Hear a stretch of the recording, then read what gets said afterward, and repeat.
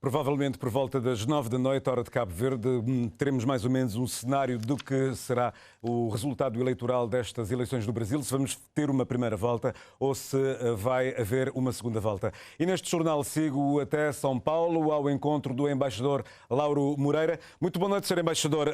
Obrigado desde já pela sua disponibilidade, por estar aqui connosco para olharmos para estas eleições brasileiras. Ainda é muito cedo para termos uma noção do que serão os resultados destas eleições, ou não? Sim, muito cedo ainda, né, Marco? Porque recém começamos agora a apuração. Ou seja, temos talvez 1,5% do que foi apurado até agora da população brasileira.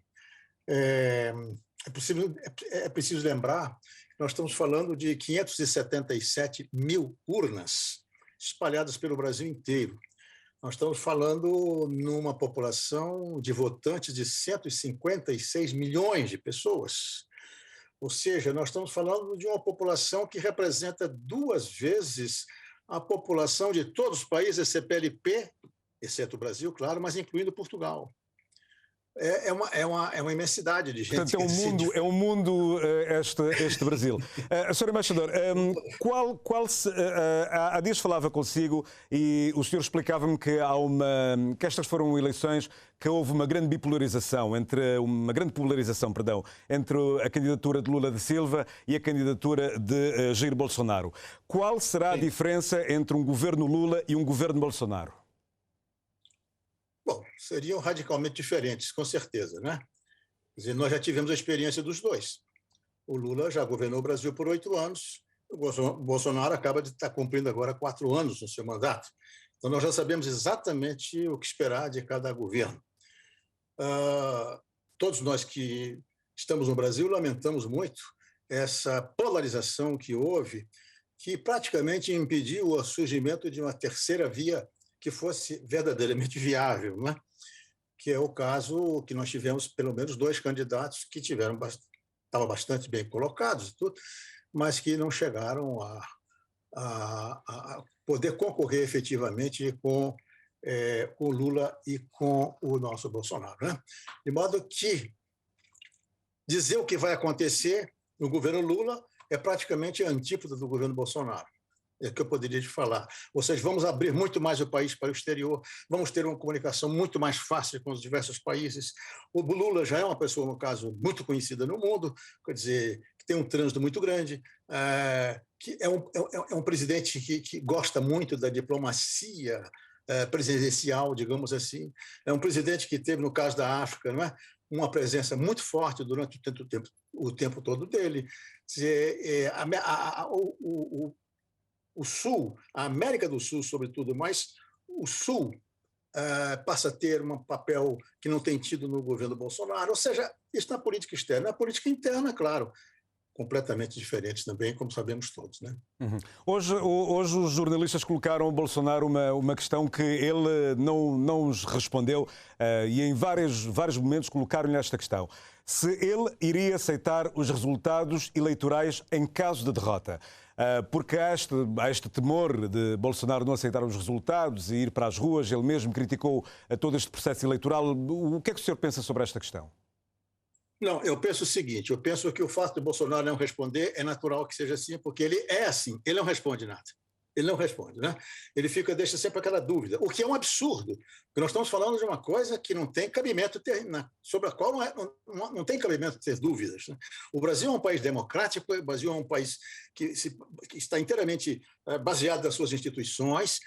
A coisa está funcionando perfeitamente desde a redemocratização do país, desde 1988, com a nova Constituição. As coisas estão caminhando perfeitamente. As urnas brasileiras são um orgulho para qualquer pessoa que tem um mínimo de consciência das coisas e de honestidade. Há 26 anos que essas urnas estão funcionando perfeitamente. No mundo inteiro, não é? É preciso que você é preciso que você procure muito no resto do mundo para encontrar algo parecido, em que nós estamos falando de 156 milhões de pessoas votando num país de 8 milhões e meio de quilômetros quadrados, e que, de repente, 1 hora e meia, você já começa a saber o resultado. Eu desconheço qualquer outro país que tenha esta capacidade. Ou seja, criou-se, portanto, um mecanismo extraordinariamente eficiente para evitar aquilo que acontecia no passado, que é o voto no papel, enfim, aquelas coisas todas que a gente sabia muito bem como é que ocorria, né?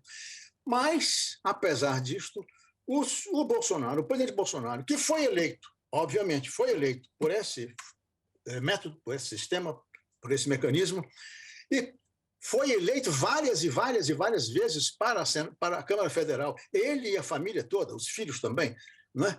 Exatamente dentro desse mecanismo, ele, de repente, começou a colocar em dúvida a seriedade, a honestidade, enfim, dessas urnas. Para isso, então, apurou-se de toda maneira possível, procurou-se fazer, nesses últimos meses, um exame mais do que detido do funcionamento dessas urnas. Não se encontrou, finalmente, nada que pudesse desaboná-las.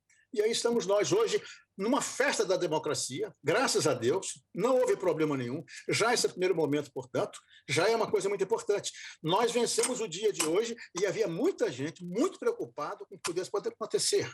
Então, a primeira etapa, né, dessas angústias que muita gente estava vivendo, já cruzamos a primeira etapa. Vamos ver agora o que vai acontecer. Eu tenho para mim que não vai acontecer nada. Não haverá possibilidade, não há clima para se tentar qualquer coisa que não seja aceitar o resultado das urnas. O senhor é um homem experimentado, na política, na diplomacia brasileira, enfim, e é um observador atento da realidade do seu país. Acredita que estas eleições vão ser resolvidas na primeira volta ou haverá, como aí vocês dizem no Brasil, um segundo turno?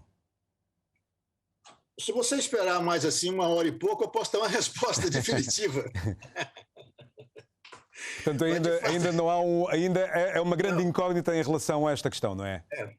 É muito, muito difícil, porque a coisa depende de alguns fatores, né?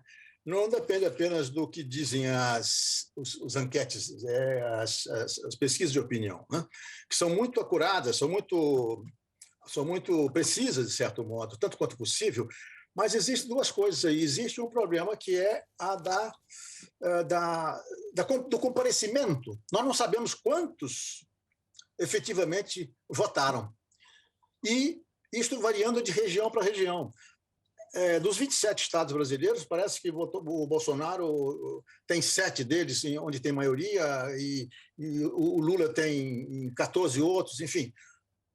E nós não sabemos, por enquanto, os resultados estão sendo dados, né, de uma maneira não obedecendo por regiões. Então, até agora não se tem ideia. Por exemplo, Distrito Federal, Brasília, onde os resultados já começaram a sair, a apuração está à frente dos outros lugares. Bolsonaro ganha, já se sabia, ele está na frente em Brasília. Mas isso, evidentemente, nós teremos que esperar um pouco mais. Muito difícil, porque vai depender efetivamente da quantidade de gente que deixou de votar. Mas, felizmente, o Brasil é um país que tem já uma tradição de voto muito grande. O brasileiro gosta de votar, ao contrário do que acontece muitas vezes em países desenvolvidos. E, sobretudo, porque no Brasil o voto é obrigatório, tem mais essa, é obrigatório. Não é? Você paga uma multa se não votar, né? Há um problema para quem não vota, muitas vezes. Então, eu acredito que hoje tudo vai depender do comparecimento, né, às urnas. Se for realmente, verdadeiramente alto, eu tenho a impressão que é possível até mesmo que a situação se resolva nesse primeiro turno. Caso contrário, a coisa caminhará para daqui a um mês. Muito bem. Sr. Embaixador, obrigado pela sua disponibilidade, obrigado por nos ajudar a olhar para estas eleições brasileiras. Teremos oportunidade de falar em outras ocasiões sobre o balanço destas eleições.